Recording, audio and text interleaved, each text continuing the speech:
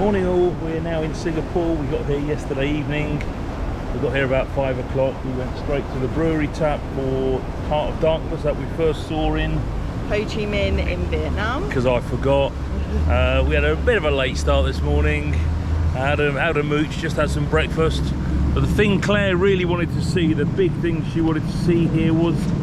One of the big things I want to see is the Marine Bay Sands. I nearly got it wrong. I'd love to go at the top there and go and have a swim in the infinity pool, but apparently you have to be a guest staying in the hotel to be able to swim. But I might see if I can drag Tom up there for a cocktail later. Oh, we can do that. Yeah, we can certainly do that. But it is quite a sight. It's phenomenal. I'll go see it from the other side in a minute. So I think most people seem to know that Singapore is one of the cleanest places on the planet, but I've never seen them put a net up round the tree so the leaves don't make a mess. The skyscrapers here, a bit like New York, they're enormous. They are great big things. A lot more than I remember, but that was 40 years ago. I think they might have done a little bit of building in the last 40 years. You reckon? Yeah, I think there might be some taller ones than when you were here. And a lot more of them. Wow, this place is beautiful. This is a hotel. I think it's a hotel. And there's a sign on the door saying public access, public access available at all times. So we're guessing they must have built this over a public right of way. So we're walking through it because we can. It does look very nice. Very, very nice. And it's lovely and cool in here. Having just walked down from that posh hotel, we walked past the hotel that looks like a boat to one of the most famous iconic sites or symbols of any city, the merlion, half fish, half lion. The fish represents the fishermen that have been here about 700 years, and a Malaysian prince years ago wanted to make this his own city, and he thought he saw a lion, so they merged it to be Lion City. Singa lion, pura means city, so Lion City. However, there's no lions here, there never had been. What he probably saw was a tiger, and a tiger is known as Viagra, so it'd been Viagra pool if it was done right, but luckily it's Singapore. So there, the symbol of the city with what the city is nowadays, a huge international banking city. Basically that's all Singapore is huge, great big banking city. That's fabulous, what a great view. From over with the statue of the merlion, there on our right hand side is this massive great big seating area we thought was for the light show for the evening. But it's not, it's for something called the float. The float is the football pitch. I'm presuming this is their national stadium because there ain't many flat places. We've walked around the harbour from there. We're going to go over a bridge called the Helix. You can probably see why it's called that. And there in the background is the, what do you call it, hotel? Marina Bay Sands. Marina Bay Sands. I never remember that. So we're going to have to Google it later to see if this is actually the national stadium. But there's a lot of seats there, as many as fill some football stadiums I've seen. That there is a contemporary art museum and a hotel. I just walked into a shopping centre and I looked down and I thought, wow, look at that. Amazing. It definitely looks like you need to pay to go in there, as a man stood there. But when you're on there, these fishes actually are following the kiddie around. If he sits there, they'll all probably come round him in a minute. It's fantastic.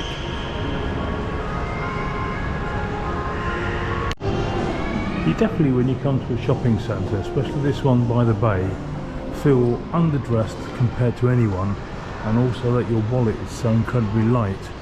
Now we've come in, we're at the ground floor, but it goes down on 2 floors below and 1 floor above. Everything is so incredibly clean and spick and span and tidy. After a quick mooch around the mall, we headed to the gardens by the bay. Singapore's just meant to be a couple of days stopover, so we really only planned our time to see the famous super tree grove. These are the 18 tree-like structures that dominate the garden's landscape, with heights that range from between 25 and 50 metres. They are in effect virtual gardens that perform a multitude of functions, which include giving shade and working as environmental engines for the gardens, serving as air intakes and exhaust functions as part of the many domes' cooling systems. Apparently, the super trees have been planted with unique and rare exotic ferns, vines, orchids and a vast array of bromeliads.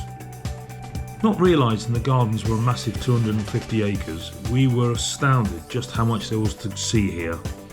We spent the rest of the day walking among tropical plants and beside lakes and streams. There are an array of massive planted domes, a little bit like the Eden Project, that we just didn't have the time or the budget to go and visit. But the cactus house was open and free, and there were many dozens of species in there. As the night drew in, we stayed in the gardens to see the Super Tree Light Show that drew crowds of tourists and locals alike for the twice nightly show. Unfortunately, after just a couple of minutes, a technical issue arose and cut the show short. They made an announcement saying that both shows were cancelled for the day, and unfortunately we couldn't get there the day after to see it. Anyway, excuse to go back for another time. So we've just arrived at the Singapore Raffles, one of the most famous hotels in the world, and the place the Singapore sling was invented. So we're in the queue for the long bar, the famous long bar at Raffles. We've been here about 20 minutes, 4 people have gone in, and just now 13 have come out. So hopefully we'll get this long awaited drink shortly.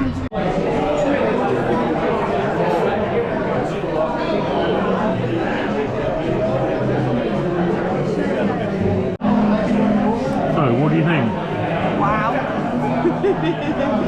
Thomas lied to me about how much it costs. It's more than that. It's a lot more. But there is a cocktail on here for 118 Singapore dollars. How much is the original Singapore sling? 37 Singapore dollars. And the floor, look at the state of this.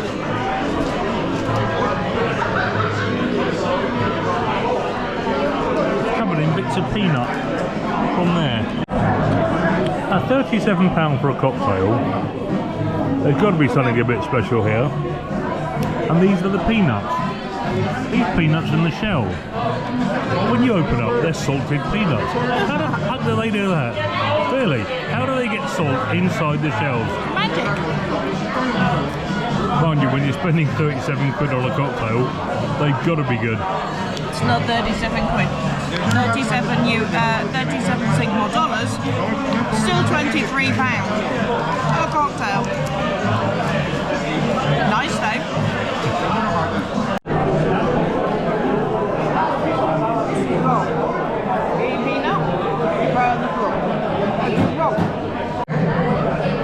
The atmosphere is great in here.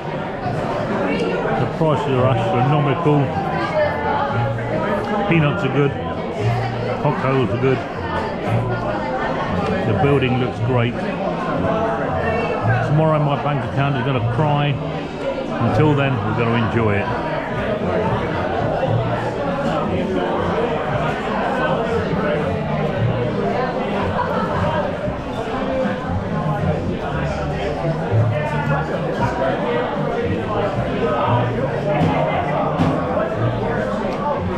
I guess we're only going to be here the once, so let's do it.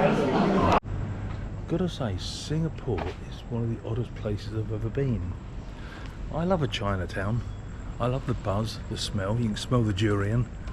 You can taste the durian. But there's nothing here. It's 11:30. We've just come back from Raffles. And look, this is the street view. There's nothing. Nothing open. There's no muck on the street. There's no rats. There's no cockroaches.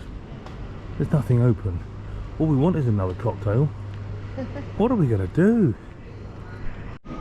So a couple of days ago we madly thought we'd spend an extra night in Singapore, as we're loving it and there's so much to be done. but we've got to move rooms for our last night. So this is the current room. As you can see, it's a bit of a bomb site as we're trying to tidy up. Yesterday they said to us we might have to pack and leave stuff in reception. Luckily we don't. They have moved us to another room. Oh, the key is in my pocket. It's in my pocket, hang on a minute. We're moving literally across the road, which makes it so much easier to pack. To number 303. It's slightly smaller. It's warm in here because the aircon hasn't been on. Little double room, same price. Unfortunately, we don't get the extra big double bed. A little bathroom. Kind of that's all we need. We're hardly going to make a mess in here. Get a decent night's sleep as well. None of that kicking and screaming and sweating like somebody does. And we get a view out the front. I haven't even looked yet. Beware of bird spike out the window. The windows don't shut properly. That's hardly surprising. These are the old buildings, the old colonial buildings. There's the bird spike. My God, it's already warm out here this morning. Get that over, come back, and then walk down through the rest of it to go back to town, maybe. Yeah, I'm not sure 10 kilometres of walking this after 2 hours of being on cable cars. We've done a lot of walking. We've done 40,000 paces in the last 2 days, and we got nearly 44. You have to excuse us, it's a little bit warm. I might look a bit glowy. Glowy is an understatement. maybe a little hangover-y from Singapore things. Oh, maybe that as well. But yeah, it is literally running into our eyes. We are very hot. So this is Mount Faber Park, and just to the right hand side is Mount Faber Peak, which I think is the highest point in Singapore. There are some fantastic views from here, and I've just seen it's either a durian or a jackfruit tree right beside us with a great big fruit. That's durian. I'm sure there's durian. So today's health tip comes from Faber Point in Singapore. If you want to detox, come here. Within 10 minutes of sitting at the top here, I am drenched in sweat. As you can see, the sweat's even running down through my trousers. Seriously, it's about 30-32 degrees. The weather app says it feels like 40. Humidity is near 100, about 98%. It's only going to get worse. It's been cloudy all morning, the sun's coming out. It is going to be a stonker today. Like I said, if you want to detox, come here. All the toxins will flow out your body, into your clothes. It'll run down your back, run down your bum cheeks. But we just keep topping up with the bad stuff like Singapore and Singapore slings. Claire, even Claire, who doesn't sweat a lot for a fat lass. Look at the sweat on that. Have a look at my back. Can you show people what my back? Because this is what everybody wants to see. That actually looks as though it's ringing. Oh my goodness, you could. I could actually wring this out. It's not actually that hot. It's just so humid. So humid. But this view is quite cool. I found out about that really funky building over there. Yeah. We'll take you over there in a second. It is actually finished. It looks a little bit space agey, unfinished. But we'll take you over there.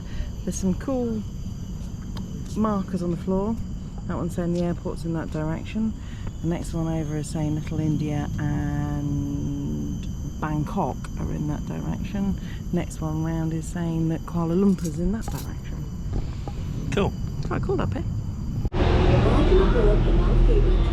So we're on Singapore's cable car from the top of Mount Faber that takes us all the way over to Sentosa Island. This is something again I rode about 40 years ago.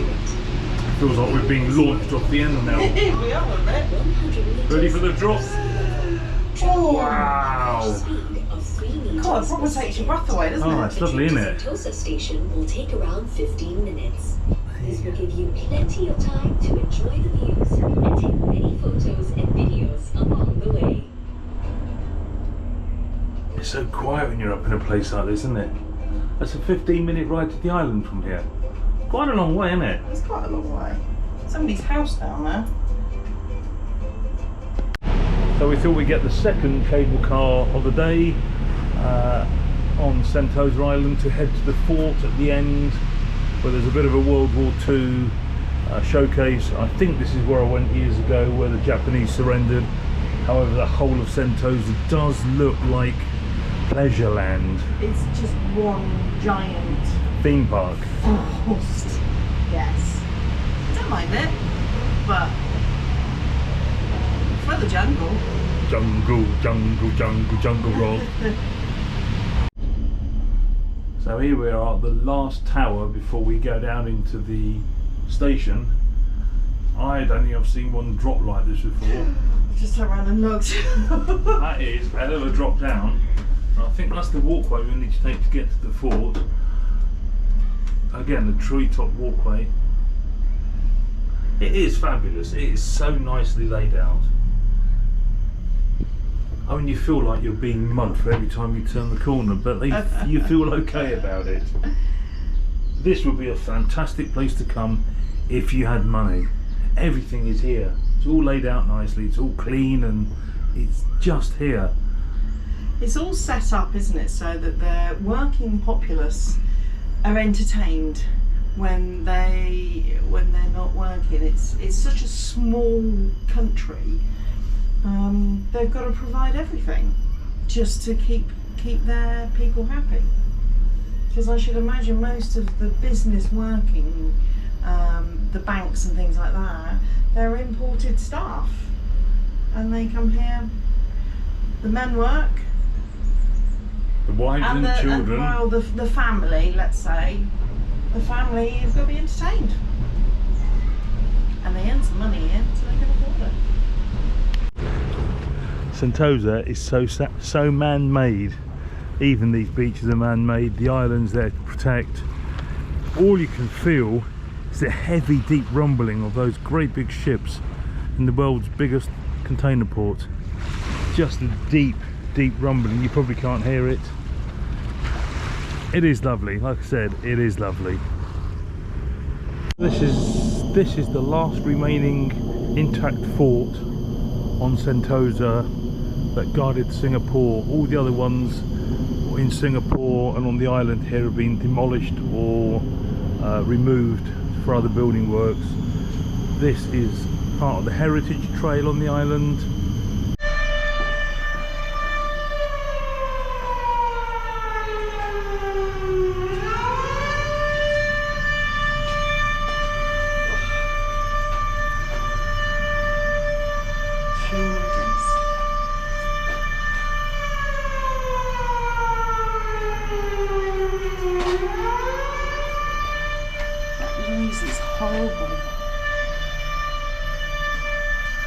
It's great how as you come down the stairs it sets these off automatically. It really makes you feel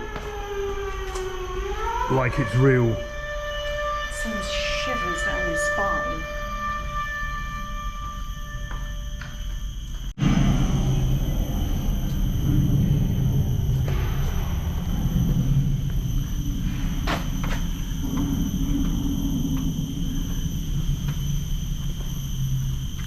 So even though this fort was built in the 1860s to maintain security for all the ships of the British Empire, it was obviously used in World War II as well, and is very well set up with reenactments and noises everywhere. Fabulous. We've had a cracking day at the fort and we're getting the cable car back. Now most cable cars, as you've seen, throw you off the edge and over the precipice. This one doesn't. This one throws you over the edge and then drags you up the hill like a cable car. Oh, not a cable car, like a roller coaster. Most cable cars do go up or down a hill. This is just they go in the opposite way. It's a cracking view of the beach and the wife, of course. We've had quite a good afternoon. The fort was really interesting, really well laid out, much bigger than you expected, and contrary to Tom's whinging about most of the things here, it was free. It was really good. What was best though was the wildlife spotting on the way back. We saw a pair of toucan-esque birds, wild ones. I never thought we'd see that here, so when we get back to Wi-Fi we'll have a Google and see what they were. This is where Tom will put a picture of them here as to what it was we saw. And we found some yellow birds, got no idea what they were. We'll have a look. But yeah, they're really pretty. So that was exciting. It was a little bit more exciting than the rest of the manufactured stuff here. But it's Pleasure Island. It's basically what it is, isn't it? It is. Yeah. We enjoyed the quiet bit at the end. So if you come here, go down that end. It is interesting. We've learnt a lot about the war and about the general Singapore's history. yeah, that's it, and Asia's history as well. Sorry, fancy climbing up these ladders to work. Ooh, no thanks. Ooh. Anyway, we found loads of history about Singapore in general, the war, the Japanese, and the colonies, and what's happened to the whole of this area after World War II. Anyway, we're going to go back to watching the scenery. Bye. See you later. So we've just had dinner in Chinatown in a little restaurant up there. Claire had a black carrot cake, which is neither carrot nor cake. A long story, I'm sure she'll tell you next time. I had food in the Thai food place. I had garlic chicken and deep fried tofu. We've just sat here watching this guy in this little restaurant. I'll tell you what, I really wish that every single British restaurant will clean their restaurant at the end of the night like he has. Everything has been cleaned. Not once, not twice, 3 times. This place is absolutely bloody spotless. It gives you a joy that you can see somebody work so bloody hard. And it's about 9:30 at night, everything's shutting, and he has cleaned that place to within an inch of its life. And he's still going. So I'm quite happy to eat in a place like this, because I know I'm not going to get the I don't know what you call it, deli belly, barley bum, Singapore shits. I ain't going to get it from that place. It is spotless. Credit to the guy, fantastic. So I said to Claire, you go and get some pudding. So she had turned up with this monstrosity. It's a pile of ice with corn on top. And other flavouring syrups. No idea what it is, we're trying it. It costs $1.95, so about £1.10. Which is nice, with flavouring it. I'm not sure about the sweet corn yet, but nice. At 6 o'clock the following morning, we took a coach north to Malacca in Malaysia, where we were meeting our son Jack. If you've enjoyed our video so far, please subscribe to our channel, give us a thumbs up.